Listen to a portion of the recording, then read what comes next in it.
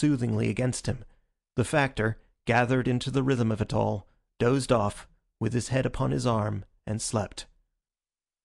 50 yards away, head resting on knees, and with his back to John Fox, Snettishane likewise slept, gently conquered by the quietude of the night. An hour slipped by, and then he awoke, and, without lifting his head, set the night vibrating with the hoarse gutturals of the raven call. The Factor roused, not with the abrupt start of civilized man, but with the swift and comprehensive glide from sleep to waking of the savage.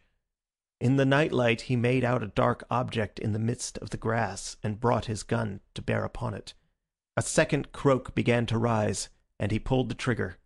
The crickets ceased from their sing-song chant, the wildfowl from their squabbling, and the raven croak broke midmost and died away in gasping silence.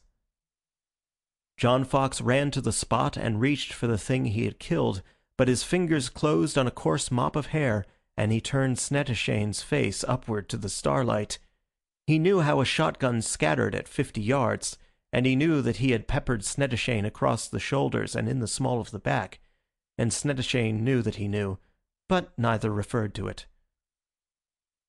"What dost thou here?" the Factor demanded. "It were time old Bones should be in bed." But Snettishane was stately in spite of the bird-shot burning under his skin. "Old Bones will not sleep," he said solemnly. "I weep for my daughter Lit Lit, who liveth and who yet is dead, and who goeth without doubt to the white man's hell." "Weep henceforth on the far bank beyond earshot of the fort," said John Fox, turning on his heel, "for the noise of thy weeping is exceeding great, and will not let one sleep of nights." "My heart is sore," Snettishane answered, "and my days and nights be black with sorrow." "As the raven is black," said John Fox. "As the raven is black," Snettishane said. Never again was the voice of the raven heard by the riverbank. Lit Lit grows matronly day by day and is very happy. Also, there are sisters to the sons of John Fox's first wife who lies buried in a tree.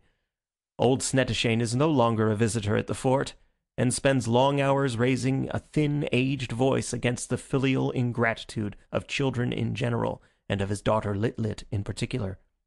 His declining years are embittered by the knowledge that he was cheated, and even John Fox has withdrawn the assertion that the price for Lit Lit was too much by 10 blankets and a gun. End of The Marriage of Lit Lit. Recording by Zachary Brewster Geiss, Greenbelt, Maryland, July 2007.